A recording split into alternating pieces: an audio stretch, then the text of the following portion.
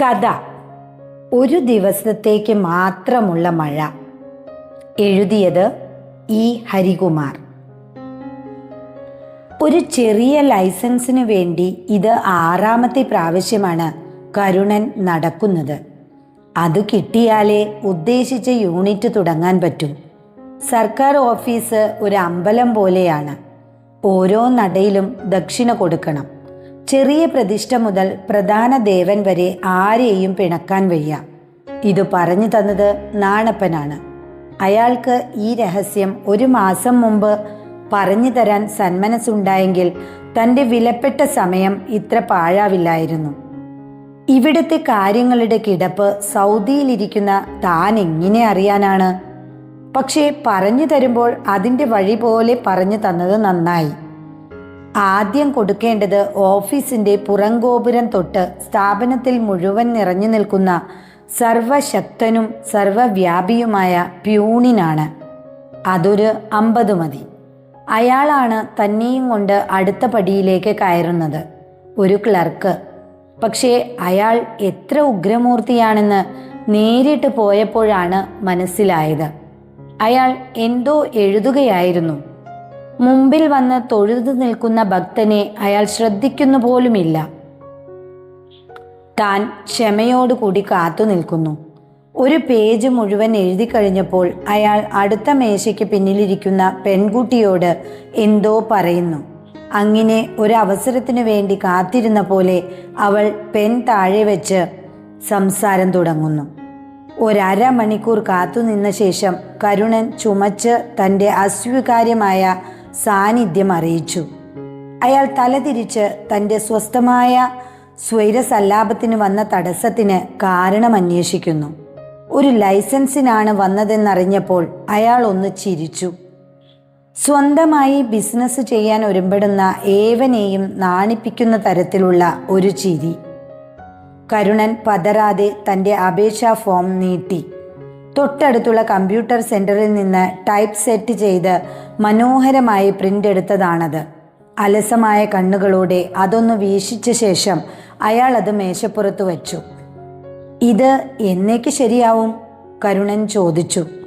വീണ്ടും അതേ ചിരി. ഇതിനൊരു സമ്പ്രദായമൊക്കെ ഉണ്ട്. അത് പ്രകാരേ കാര്യങ്ങൾ നടക്കൂ. ഇത് നിങ്ങളുടെ അപേക്ഷയല്ലേ? ഇതുകൊണ്ട് കാര്യമില്ല. ഇവിടുന്ന് ഒരു അപേക്ഷാ ഫോം വാങ്ങണം. അതിൽ അപ്ലൈ ചെയ്യണം. എന്നാൽ ഒരു ആപ്ലിക്കേഷൻ ഫോം തരൂ. ഞാനത് ഇപ്പോൾ തന്നെ പൂരിപ്പിച്ചു തരാം. ഫോം തൽക്കാലം സ്റ്റോക്കില്ല. അടുത്ത ആഴ്ച വന്ന് നോക്ക്. അടുത്ത ആഴ്ച തന്നെ വരുമോ? വന്ന് അന്വേഷിച്ചു നോക്ക്. ചിലപ്പോൾ വരും, ചിലപ്പോൾ ഒരു മാസം എടുക്കും വരാൻ. അപ്പോൾ ഞാൻ അടുത്ത ആഴ്ച എന്ന് പറഞ്ഞപ്പോഴാണ് എന്തൊരു കഴുതയാണ് താനെന്ന് കരുണൻ ഓർക്കുന്നത്. അയാൾ ചെവി തപ്പി നോക്കി. നാണപ്പൻ പഠിപ്പിച്ചു തന്ന ഹോംവർക്ക് മുഴുവൻ മറന്നുപോയിരിക്കുന്നു. അയാൾ പറഞ്ഞിരുന്നു, നമ്മൾ ഒരു കാര്യം ആവശ്യപ്പെട്ടാൽ ഉടനെ അവരുടെ മേശവലിപ്പ് തുറന്നിടും. അപ്പോൾ കാര്യത്തിൻ്റെ ഗൗരവത്തിനനുസരിച്ച് 100, 200, 500 കാണിക്ക ഇട്ട് കൊടുക്കണം. കാര്യം അപ്പോൾ നടക്കും. അല്ലെങ്കിൽ അവരിട്ട്. നാണപ്പൻ പറഞ്ഞത് ശരിയാണ്. താൻ അപേക്ഷ കൊടുത്ത ഉടനെ ക്ലർക്ക് അയാളുടെ മേശവലിപ്പ് തുറന്നിട്ടിരുന്നു. അത് കണ്ടെങ്കിലും അതിൻ്റെ സാങ്കത്യം മനസ്സിലായില്ല എന്നത് തൻ്റെ ബുദ്ധിമാന്യത്തെ കാണിക്കുന്നു. കരുണൻ പോക്കറ്റിൽ നിന്ന് ഒരു 100 രൂപ നോട്ടെടുത്ത് ക്ലർക്കിൻ്റെ മേശവലിപ്പിലിട്ടു. മേശവലിപ്പ് അടച്ച ശേഷം ക്ലർക്ക് എഴുന്നേറ്റു. 4 മിനിറ്റിനുള്ളിൽ അപേക്ഷാ ഫോം അയാളുടെ മുമ്പിലെത്തി. മുമ്പിലുള്ള കസേരയിലിരുന്ന് അത് പൂരിപ്പിക്കാൻ അനുവാദവും നൽകപ്പെട്ടു. പിന്നെ കാര്യങ്ങൾ എളുപ്പമായിരുന്നു. ഓരോ നടയിലെത്തിയാലും മൂർത്തിയുടെ ശക്തിയനുസരിച്ചും നടന്നു കിട്ടേണ്ട കാര്യങ്ങളുടെ ഗൗരവമനുസരിച്ചും ദക്ഷിണ കൊടുത്തു. ഒരാഴ്ചയ്ക്കുള്ളിൽ ഫയൽ പ്രധാന പ്രതിഷ്ഠയുടെ മുന്നിലെത്തി. പ്രതിഷ്ഠ ദേവിയായിരുന്നു. അവരുടെ പേരും ദേവി എന്നത് യാദൃശ്ചികമാകാൻ തരമില്ല. ഇനിയുള്ളത് അവരെ പ്രസാദിപ്പിക്കലാണ്. അല്പം ഗവേഷണം നടത്തിയപ്പോൾ കിട്ടിയ വിവരങ്ങൾ അത്ര ആശാവഹമല്ല. ക്ഷിപ്രകോപിയാണെന്നാണ് കേൾവി. 40 വയസ്സായ അവിവാഹിതയാണ്. കഴിക്കണ്ട എന്ന് വച്ചിട്ടല്ല, ഇതുവരെ ഒന്നും തരത്തിന് കിട്ടിയില്ല എന്നു മാത്രം. പണത്തിൻ്റെ കാര്യത്തിൽ ഒട്ടും വിട്ടുവീഴ്ചയില്ലാത്ത സ്വഭാവമാണ്. നോക്കട്ടെ, ഒരാഴ്ച സമയമുണ്ട്. കാര്യങ്ങളുടെ കിടപ്പ് ഇങ്ങനെയൊക്കെയാണെന്ന് അയാൾ റോഷ്നിയോട് പറഞ്ഞു. റോഷ്നി എന്നത് ഒരു നിർദോഷകരമായ ഇൻ്റർനെറ്റ് ചാറ്റിങ്ങിലൂടെ കഴുത്തിൽ വീണ പൊല്ലാപ്പാണ്. ഇപ്പോൾ അവളുമായി കല്യാണ നിശ്ചയം കഴിഞ്ഞിരിക്കുകയാണ്. അവിവാഹിത, 40 വയസ്സ്. റോഷ്നി പറഞ്ഞു. കാര്യം എളുപ്പമായല്ലോ. കരുൺ സ്വന്തം വശീകരണ ശക്തി പ്രയോഗിച്ചാൽ മതി, കാര്യം നടക്കും. വല്ലാത്ത അപകട സാധ്യതയുള്ള കാര്യമാണത്. ഞാൻ ഇൻ്റർനെറ്റിൽ ഒരിക്കൽ ശ്രമിച്ചിട്ടുള്ളതാണ്. ഒരു ദുരന്തമായി അത്. അതെന്താണ്? മന്ദബുദ്ധി ചോദിച്ചു. പെണ്ണ് കഴുത്തിൽ തൂങ്ങി. ഓ, അതോ? എൻ്റെ വശീകരണ ശക്തിയൊന്നും അവിടെ ചെലവാവുമെന്ന് തോന്നണില്ല. അവിടെ അതിലും വശീകരണ ശക്തിയുള്ള സാധനം തന്നെ വേണം. ചുരുങ്ങിയത് 20 ഗാന്ധിമാർ വടികുത്തി ചെല്ലണം. ഗാന്ധിജിക്കുള്ള വശീകരണ ശക്തി ഇന്ന് മറ്റാർക്കുമില്ല. എന്തിനെ പറ്റിയാണ് കരുണൻ പറയുന്നതെന്ന് ആലോചിക്കുകയായിരുന്നു റോഷ്നി. സർക്കാർ ഓഫീസുകളിൽ കാര്യസാധ്യത്തിനായി ഇന്നുവരെ പോകേണ്ട ആവശ്യം വന്നിട്ടില്ലാത്ത ഭാഗ്യവതിയായ അവൾക്ക് ഗാന്ധി മാർഗത്തെപ്പറ്റി എന്തറിയാം? അടുത്ത ചൊവ്വാഴ്ച എൻ്റെ പിറന്നാളാണ്. എന്താണ് സമ്മാനം? ഇതെല്ലാം പൈങ്കിളി വർത്തമാനമാണ്, കരുണൻ പറഞ്ഞു. നമ്മൾ കല്യാണം കഴിക്കാൻ പോകുന്നു. അതിലും മീതെ എന്ത് സമ്മാനമാണ്? അതുതന്നെ വലിയൊരു സമ്മാനമായും എൻ്റെ വശത്തു നിന്ന് വളരെ മഹത്തായ ഒരു ത്യാഗമായും കണക്കാക്കണം. അയ്യടാ, അടുക്കുമ്പോഴല്ലേ യഥാർത്ഥ സ്വഭാവം മനസ്സിലാവുന്നുള്ളൂ. റോഷ്നി എന്തിനെ പറ്റിയാണ് പറയണത്? നിങ്ങളുടെ പിശക്കിനെ പറ്റി തന്നെ. ഇങ്ങനെ മുഖത്തടിച്ച് കാര്യങ്ങൾ പറയുന്നത് ക്രൂരമാണ്. ഞാൻ എന്തായാലും ഒരു സമ്മാനം പ്രതീക്ഷിക്കും. നമ്മൾ കണ്ടുമുട്ടിയതിനു ശേഷമുള്ള ആദ്യത്തെ പിറന്നാളാണ്. സമ്മാനമൊന്നും കിട്ടിയില്ലെങ്കിൽ ഞാൻ വീണ്ടും ഇൻ്റർനെറ്റ് ചാറ്റിങ്ങിന് പോകും. ഈ ഭീഷണിക്ക് ദൂരവ്യാപകമായ ഫലങ്ങളുണ്ടാകുമെന്ന് തീർച്ച. കാര്യങ്ങൾ വിഷമതരമാകുന്നു എന്ന് കരുണന് മനസ്സിലായി. സർക്കാർ ഓഫീസും കാമുകിയും കൂടി താൻ 10 കൊല്ലം മണലാരണ്യത്തിൽ പോയി സമ്പാദിച്ച പണം മുഴുവൻ തിന്നു തീർക്കുമെന്ന് തോന്നുന്നു.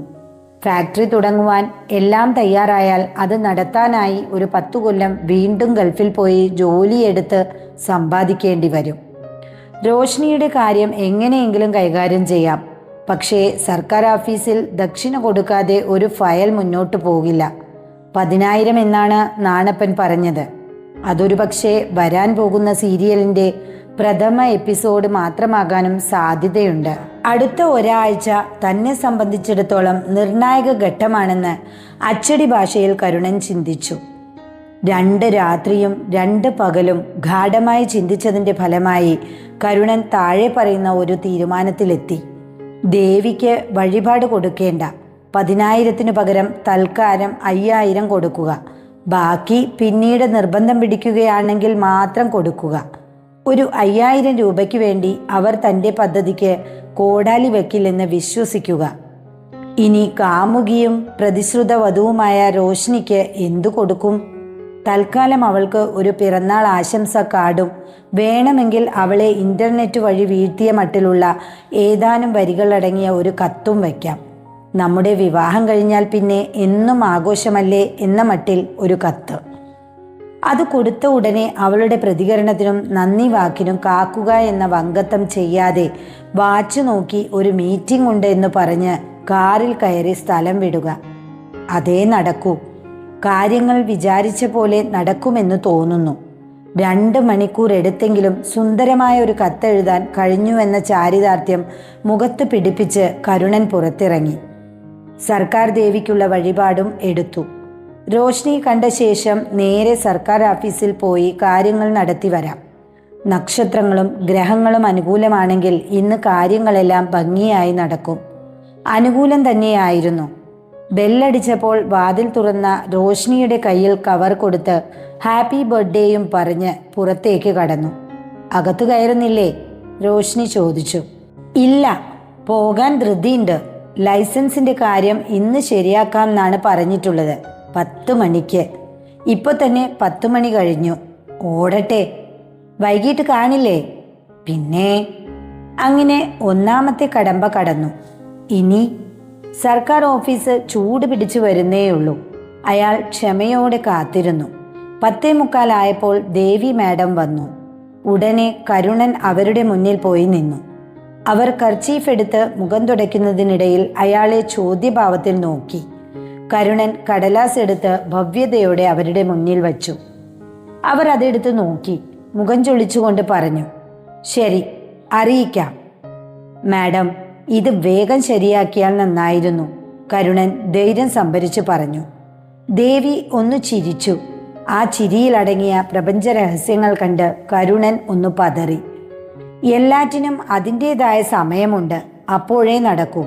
നിങ്ങൾ ധൃതി പിടിച്ചതുകൊണ്ട് കാര്യമില്ല. മുന്നിൽ കുന്നുകൂടി കിടക്കുന്ന ഫയലുകൾ ചൂണ്ടിക്കൊണ്ട് അവർ തുടർന്നു. ഇതൊക്കെ കഴിഞ്ഞ 1 കൊല്ലായിട്ട് കിടക്കണതാണ്. സമയമെടുക്കും, ശരിയാവുമ്പോൾ അറിയിക്കാം. ഇതാണ് സമയം. കരുണൻ കീശയിൽ നിന്ന് ഒരു കവറെടുത്ത് മേശമേൽ വച്ചു. എൻ്റെ ഒരു ചെറിയ ഉപഹാരം. അവർ അത് കണ്ട ഭാവം നടിച്ചില്ല. പക്ഷേ താൻ നേരത്തെ കൊടുത്ത കടലാസ് ഒരിക്കൽ കൂടി വായിച്ചു. എന്തോ അവരുടെ പെരുമാറ്റത്തിൽ കുറച്ച് മയം വന്ന പോലെ. ഒന്ന് പുറത്ത് കാത്തു നിൽക്കൂ, ഞാൻ ഫയൽ ആവശ്യപ്പെടട്ടെ, അവർ പറഞ്ഞു. എന്നിട്ട് വിളിക്കാം. കരുണൻ ഒരു ദീർഘനിശ്വാസത്തോടെ എഴുന്നേറ്റു. 10 മിനിറ്റിനുള്ളിൽ പ്യൂൺ വന്ന് വിളിച്ചപ്പോൾ കരുണനുണ്ടായിരുന്ന ഭയം കൊടുത്ത 5000 പോരാ എന്നെങ്ങാൻ പറയുമോ എന്നായിരുന്നു. ഒന്നും ഉണ്ടായില്ല. അയാൾക്ക് കിട്ടിയ സ്വീകരണത്തിൽ കരുണന് ശരിക്കും അത്ഭുതമായി. ഒരു സർക്കാർ ഓഫീസിൽ തന്നെയാണോ താൻ നിൽക്കുന്നത്, അതോ പഞ്ചനക്ഷത്ര ഹോട്ടലിലോ? ദേവിയുടെ മുഖം നിറയെ ചിരിയാണ്. ഇരിക്കൂ, അവർ മുമ്പിലുള്ള കസേല ചൂണ്ടിക്കാട്ടി. അയാൾ ഇരുന്നു. എന്താണ് പേര്? അല്പം ലജ്ജ കലർന്ന ചോദ്യം. കരുണൻ രാമകൃഷ്ണൻ. കൂട്ടുകാർ എന്നെ കരുൺ എന്ന് വിളിക്കുന്നു. ഞാനും അങ്ങനെ വിളിക്കട്ടെ? ദൈവമേ, ഇവൾ എന്തിനുള്ള പുറപ്പാടാണ്? പണവും വാങ്ങി വച്ചിട്ട് ശൃംഗരിക്കാനുള്ള പുറപ്പാടാണോ? തീർച്ചയായും. കരുണിന് എത്ര വയസ്സായി? ചോദിക്കുന്നത് കൊണ്ട് വിരോധമില്ലല്ലോ. കരുണൻ മുമ്പിലിരിക്കുന്ന സ്ത്രീയുടെ ഒരു അവലോകനം നടത്തി. നാണപ്പൻ പറഞ്ഞത് 40 കഴിഞ്ഞു എന്നാണ്. പക്ഷേ കണ്ടാൽ തോന്നില്ല. ഏറിയാൽ ഒരു 35. ഒരു ശരാശരി സ്ത്രീ. എന്താണ് അവരുടെ കല്യാണം കഴിയാത്തതാവോ? ജാതകദോഷമോ അങ്ങനെ വല്ലതുമായിരിക്കും. സൗന്ദര്യം ഒരു കാരണമാണെന്ന് തോന്നുന്നില്ല. ഇത്ര തന്നെ സൗന്ദര്യമില്ലാത്തവർ കല്യാണം കഴിച്ച് ഭംഗിയായി ജീവിക്കുന്നു. എനിക്ക് ഈ ഒക്ടോബറിൽ 32 തികയുന്നു. കണ്ടാൽ തോന്നില്ല. ഏറിയാൽ 28. താങ്ക്സ്. ഇതേ അഭിനന്ദനം അവർക്കും കൊടുക്കണമെന്നുണ്ടായിരുന്നു കരുണന്. എങ്ങനെ കൊടുക്കും? അവരുടെ ശരിക്കുള്ള വയസ്സ് ആരോ പറഞ്ഞു തന്നു എന്നത് അവർ ഇഷ്ടപ്പെട്ടെന്ന് വരില്ല. വീട്ടിൽ ആരൊക്കെയുണ്ട്? കരുണൻ സംസാരിക്കാൻ നിർബന്ധിതനായി. റോഷ്നി പറഞ്ഞ പോലെ തൻ്റെ വശീകരണ ശക്തി ഫലിക്കുന്നുണ്ട് എന്ന് തോന്നുന്നു. തനിക്കത് ഇഷ്ടപ്പെട്ടാലും ഇല്ലെങ്കിലും. 1 മണിക്കൂർ നേരത്തെ സംസാരത്തിനു ശേഷം പിരിയുമ്പോൾ അവർ പറഞ്ഞു, ഈ ലൈസൻസ് ഒരാഴ്ചയ്ക്കുള്ളിൽ നമുക്ക് ശരിയാക്കാം. വീട്ടിലെത്തിയ ഉടനെ കരുണൻ റോഷ്നിക്ക് ഫോൺ ചെയ്തു. നീ പറഞ്ഞത് തന്നെയാണ് കാര്യമെന്ന് തോന്നുന്നു. കാര്യം 1 മണിക്കൂറിനുള്ളിൽ ശരിയായി. ഞാൻ എന്താണ് പറഞ്ഞത്? എൻ്റെ ചാം കൊണ്ട് കാര്യങ്ങൾ എളുപ്പം നടത്താമെന്ന്. കരുണിൻ്റെ ചാം കൊണ്ടോ? സർക്കാർ ഓഫീസിൽ അതുകൊണ്ടൊന്നും കാര്യങ്ങൾ നടക്കില്ല. പണം എണ്ണിക്കൊടുക്കന്നെ വേണം. പിന്നെ കരുണിന് അത്ര വശീകരണ ശക്തിയൊന്നുമില്ല. അങ്ങനത്തെ മിഥ്യാധാരണയൊന്നും വച്ചു പുലർത്തണ്ട കേട്ടോ. ആട്ടെ, ആ ഓഫീസർക്ക് വയസ്സെത്രയായി? 25. കാര്യമാണോ? അവളുടെ സ്വരം താഴ്ന്നു വരുന്നു. ആട്ടെ, വൈകുന്നേരം കാണില്ലേ? കരുണിന് ഒരു സർപ്രൈസ് ഉണ്ട്. സർപ്രൈസോ? വൈകുന്നേരം കാണാം. റോഷ്നി തന്ന ഏറ്റവും വലിയ സർപ്രൈസ് അവളെ നേരിട്ട് കണ്ടപ്പോഴേ കഴിഞ്ഞിരിക്കുന്നു. അതുവരെ ഇമെയിലിൽ കൂടി വന്നിരുന്ന ഫോട്ടോകൾ വഴി കിട്ടിയ രൂപം മാത്രമേ ഉണ്ടായിരുന്നുള്ളൂ.